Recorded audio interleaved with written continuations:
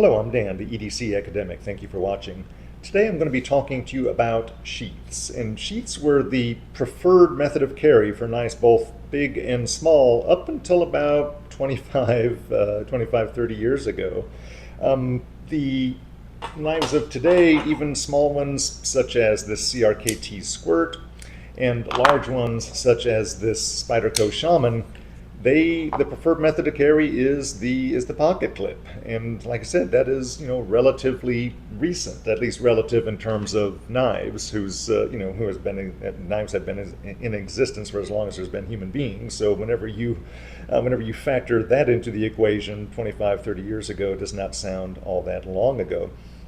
So I have a couple of examples here of knives whose primary means of carry, or preferred means of carry rather, was the sheath. And this one is the Buck 110. This one is the Victorinox Explorer. And I'm just going to go through and talk about the uses of and the benefits of a sheath for a little bit. I'm going to put the Victorinox off to the side for the moment and talk about the Buck. This is my Buck 110. This is the Buck 110 that I purchased brand new back in 1986. I was working part-time at the local Pizza Hut as a dishwasher, and minimum wage was $3.35 an hour. So that means that I had to work about a day and a half. This is about a day and a half's wages. This knife was about 38, just under $40 back at that time period. And I was very glad to get it, glad to purchase it. And it's interesting whenever you talk about the evolution of the way you carry a knife. So much of that has to do with fashion.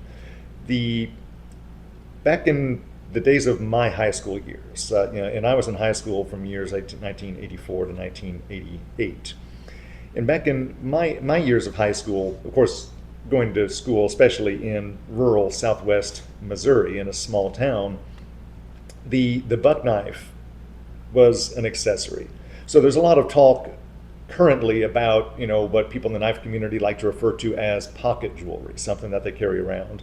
Well, back whenever I was in high school, it wasn't pocket jewelry. It was holstered. It was sheathed jewelry. You wanted to walk around with this strapped to your hip, and it's so interesting in today's world. People typically don't like the idea of walking around with something strapped on their hip. They regard it as too bulky. They regard it as cumbersome, getting in the way, their arm bumping into it whenever they're walking. And it was primarily a fashion choice for many people. Yes, there's always been the Buck 110 is that hard-working knife. I'm not trying to act as if people didn't use it for that, but the people I was going to high school with, they weren't using it in that capacity. It was purely a fashion statement. You wanted the world to know that you had a Buck 110. And historically, it's also interesting to think of guys walking around high school with a rather large knife strapped to their hip. But keep in mind, this is back in the mid to late 80s. It was a different era back then. Back then, the sort of arbitrary rule that was in our high school regarding the size of knife that you could carry, our high school principal had this rule that the blade of the knife had to be less than the span of his hand. And he was a big guy. He was a former football player. And so if he would be walking around the hallway in the morning, and if he saw somebody with a knife strapped to their hip, he would extend his hand like this. You would pull out the knife, you would give it to him, and then he would open it up, and then he would slap it across the palm of his hand.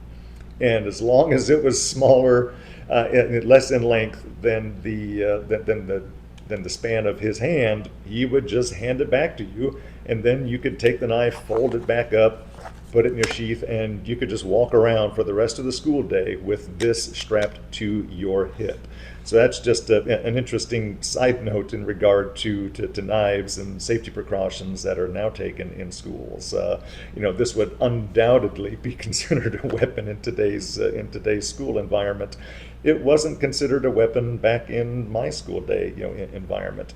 And we did, in fact, it was a rural school. We did have a lot of kids that were that were raised on farms, and they would work on the farm for a couple of hours in some cases prior to coming into work. And so for many people, this was a fashion accessory, but to a lot of people, this was simply a work tool. And you wanted to advertise the fact that you had a buck knife, and so you would have this strapped to your hip. This is from the era where the buck knife sheaths were still made in the United States. They're outsourced. They are produced in Mexico today. I don't have one of those sheaths. I have seen them. I have felt them, inspected them. I see nothing wrong with them. Mexico has a long and rich tradition and history associated with leather working. There's some people that don't like the sheaths that are produced in Mexico. They're perfectly fine. They are just as high in quality from the few instances that I've seen as the previously American-made versions of the sheath. But as I've already mentioned, that this was sort of a fashion statement, that this is just, you wanted to be seen with this on your hip. And in several ways, that mimics another phenomenon that we saw as a society in the mid-90s, in the early to mid-90s. People would carry pagers on their hips. Now, pagers were the short-lived precursor to cell phones. And people that had pagers, they would keep them strapped to their hip. Now, in these days, your pager would go off, it would beep, you would look at it, and it would just give you a number to call. So you would have to stop and you have to find a landline and then dial the number that was on the pager. And pagers were typically associated with physicians, lawyers, highly compensated professions, and thus it became a statement. If there were a lot of people that would walk around with a pager on their hip because they wanted to be associated with the group of people that had those highly compensated positions, and so it became a form of signaling. And that sort of trend of wanting to sort of advertise your pager on your hip was again short-lived. But the idea behind it was sort of the same ideas behind people in high school wanting to walk around with this buck sheath on their hip, because they were wanting to advertise. They were wanting to let everyone know, hey, I have a buck knife. Isn't that great? So I'm going to pull the knife out. I'm not going to be talking about the knife because the purpose of this video is to talk about the sheath. And the sheath, apart from being a handy way to carry the knife, it also protects the knife. It protects the knife not only from being scuffed up, but it protects the knife from tarnish. If you take care of your sheath, and I like to take care of my sheath using a product known as Brooks Proofhide. I have a vintage Moto Bacan, and on that vintage Moto Bacan, I have a Brooks saddle on it. And so this is the product that Brooks saddle Brooks Company gives you to maintain the saddle. And I found that this makes an outstanding product on any kind of leather, not just the saddle. And so once every 6 to 8 months, I'll just take a little bit of that, put it on a rag, and I will apply it to this leather to keep it pliable and just to keep it in good shape. And because it has that wax, embedded in the sheath, every time you put your knife in there and close it up, you have that sort of protection rubbing up against it, which can help the brass on this knife from developing that sort of dullish tarnish, that oxidation. And that is important for the reason of protecting the knife. On a knife that is stainless steel and plastic on the outside, you wouldn't think that would be all that necessary. But I'm going to go ahead and talk about this sheath here, and this is the sheath that was original to this Victorinox knife. And It is, in fact, an original sheath. There are a lot of people that will see sheaths like this and assume that it was aftermarket because people are so used to Victorinox having these branded sheaths with the Victorinox name, the Victorinox iconography on them. And so people will see a sheath like this and they'll oftentimes make the assumption that it is aftermarket, that somebody just grabbed this older, sheath that was just sort of plain brown leather and used it to carry around their Victorinox knife. This was original to the knife. This was actually produced by Victorinox. This is what's referred to as a Zermatt sheath, Zermatt, which is the name of a small village that is at the base of the Matterhorn. So this was, not only was it original to the knife, it came with the knife, it was produced by Victorinox for the purpose of being paired with the knife. And even though it doesn't contain any Victorinox logo or iconography with it, you can see that Swiss cross, although the Greek cross, which is on the Swiss flag. It's sort of a stylized version of it with the tooling, if I can get the light on that just correctly. So you do see some echoes of that Swiss flag heritage in it, even though it does not have the Victorinox stamp. Again, it was commissioned by Victorinox. This is a very high quality leather sheath that was in fact produced by Victorinox, original to the knife.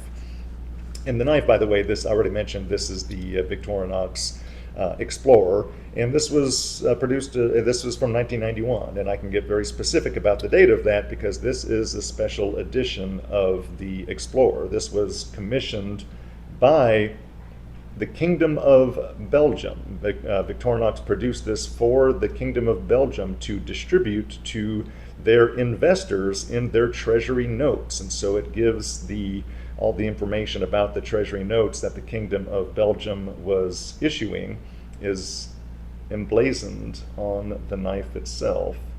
Try to get a good image of that in the camera. If not, I'll take an image and get it in B-roll. But again, this video is not about the knife. This video is about the sheath. And the sheath obviously protects the knife when it's on your hip. Many people today regard 4-layer as slightly too large to carry in your pocket. I don't necessarily think it's too large to carry in your pocket, but there are many people that do think it's too large to carry in your pocket. And Victorinox was of the same mindset there, and they produced these sheaths for people that wanted to carry their knife outside of their pocket in this nice, protective, high-quality leather sheath. And it certainly protects it from scrapes, from, if you happen to bump into something, it's going to protect the knife from that.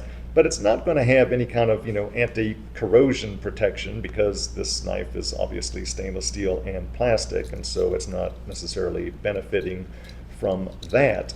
But there's another type of sheath that the knife does in fact benefit way more from that protection that the sheath offers, especially whenever you are taking care of your sheath, maintaining your sheath using a product such as Brooks Proofhide. This is my 1983 Western Cutlery Bowie. I know it's 1983 because of the tang stamp. Try to get that in focus. This was the last year that Western Cutlery was its own company. They were subsumed by the Coleman Company in 1984, and I think they were produced in Golden, Colorado up to that point. And I think that after Coleman purchased the Western Company, they shifted production elsewhere and began using stainless steel for the production of this particular knife. This particular knife is high carbon steel, so it will rust. And so one of the benefits of having the sheath is not only does it give you a means of carrying the knife, holding the knife, protecting the knife from, securing the knife, preventing you from it getting lost, but if you maintain the sheath properly, I will rub this on both the inside, the outside and the inside of this sheath. And that sheath is very tight.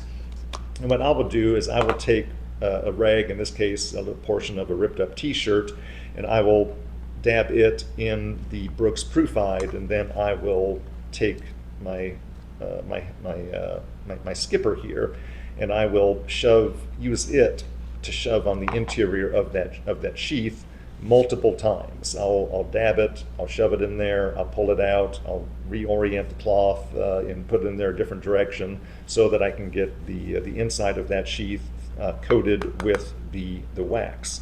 And so what happens then is that every time you pull this out and you use it and you put it back in the sheath, not only are you securing the knife, but you are protecting the blade from not just scratches, but also protecting the blade from corrosion. So those were the only things that I was wanting to talk about today.